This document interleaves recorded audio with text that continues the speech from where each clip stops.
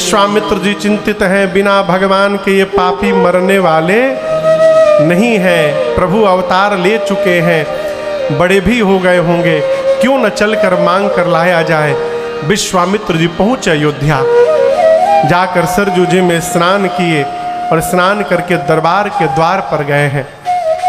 जैसे विश्वामित्र जी का आगमन सुना, चक्रवर्ती जी दौड़ कर गए, आपको निवेदन किया था, लाकर अपने कहाँ बिठाए, सिंहासन पर पांव पखारे, पूजन किए, भोजन किए कराए और चारों बच्चों को बुला करके प्रणाम करवाए। घर में कोई ऋषि महात्मा मुनि आवे ना, कोई साधु संत आवे, तो बच्चों को बुला करके प्रणाम करवाने का स्वभाव बनाइए। समझ रहे मेरी बात को? प्रणाम करवाइए। क्यों? बचपन से आदत बना रहेगा ना, तो बड़े होने के बाद भी प्रणाम करते रहेंगे। और आधुनिक स्टाइल में प्रणाम न करवाइए। आधुनिक स्टाइल का प्रणाम तो भगवान ने मालिक है। न जाने सावधान न रहिए तो न जाने सामने वाला का छू के प्रणाम कर देगा, आप सोच नहीं सकते।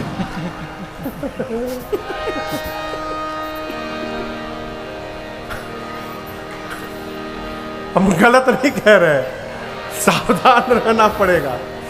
कोई घुटना छू रहा है, कोई कमर छू रहा है। एक लोग हमको बोले कि महाराज हम आपके साथ एक फोटो लेना चाहते हैं। हम बोले हम फोटो तो लेते नहीं भैया, लरिया गए। एक थे महाराज जो, ठीक है ले लीजिए। तो कथा के बाहर मिले थे, हमको ऐसी यात्रा में मिल गए थे। तो एक आदमी फोटो खींचे, वो हमको छू के प्रणाम कर रहे थे। हम जब नीचे देखे तो हमारे पेटवे छुए थे। हम उनसे पूछे का हो, पेटवे तह के आशीर्वाद दी। सावधान, नियम है चरण छूकर प्रणाम करना।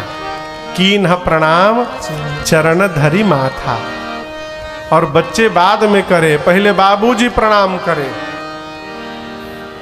क्यों? बच्चे वही करते हैं जो पिताजी करते हैं।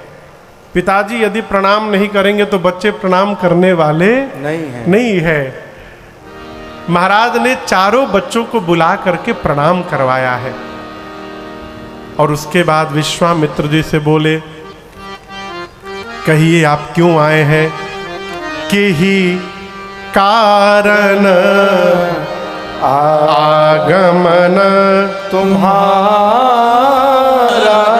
हे विश्वामित्र जी, आप अपने आने का कारण बताइए। केवल आप कहने में विलंब कर रहे हैं।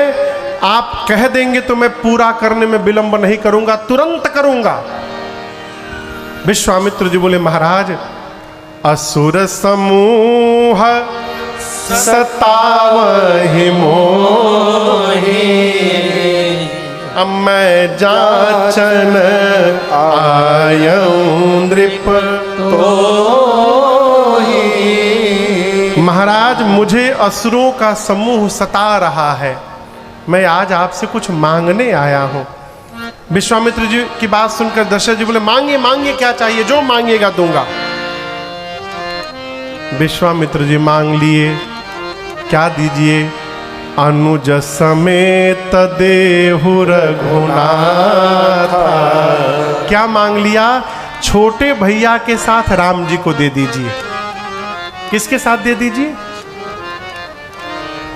जोर से बोलिए।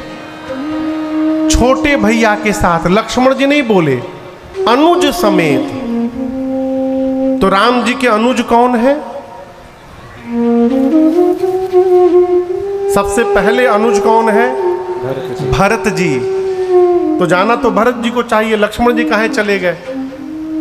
आप दर्शन करिए, जब दशरथ जी ने प्रणाम करवाया ना बुला करके, तो सबसे पहले राम जी प्रणाम किए। राम जी प्रणाम किए, विश्वामित्र जी को प्रणाम करके इधर आकर के बैठ गए बाएं साइड में। राम जी के बाद कौन प्रणाम करेगा? भरत जी। भरत जी प्रणाम करके राम जी के पीछे नहीं बैठे, भरत जी दाहिने तरफ आकर के बैठ गए। सोचे यदि यहाँ बैठूंगा तो बैठा भी रहूंगा और सामने अपने भैया को देखता भी रहूंगा, दर्शन भी प्राप्त होता रहेगा। तो भरत जी दाहिने बैठ गए, लक्ष्मण जी प्रणाम करके राम जी के पीछे बैठ गए और शत्रुघ्न जी प्रणाम करके भरत जी के पीछे बैठ गए। विश्वामित्र जी समझ गए, लगता है ये वाले जो भाई साहब हैं यही राम जी के साथ रहते हैं। तो इशारा करके कहा, अनुज समेत देव रघुनाथ, इन छोटे भैया के साथ राम जी को दे दीजिए। क्या हुआ हो, दशरथ जी का चेहरा उतर गया। विश्वामित्र जी बोले, महाराज दान दे रहे हैं, देना है तो प्रसन्न मन से दीजिए, तो मना कर दीजिए। देहु भूप मन हर्षित, अज्ञानी बने हुए हैं, इस मोह और अज्ञान का त्याग करिए महाराज। आप देंगे तो आपकी कीर्ति बढ़ेगी और आपके बच्चों का कल्याण होगा। यहां दर्शन करिए, दशरथ जी महाराज को विश्वामित्र जी ने अज्ञानी कह दिया।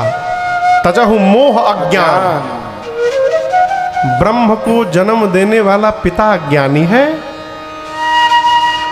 जिन दशरथ जी के बारे में गोस्वामी जी कहते हैं धर्म धुरंधर गुणनिधि ज्ञानी, उनको विश्वामित्र जी अज्ञानी बोल रहे हैं। क्या मैं पूछ रहा हूं, क्या दशरथ जी अज्ञानी हैं?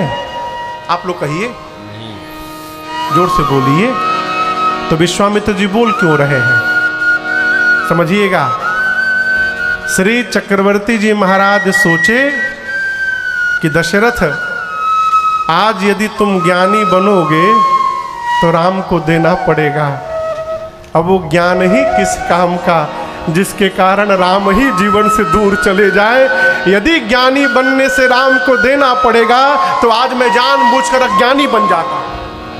महाराज जानबूझकर अज्ञानी जैसा व्यवहार करने लगे।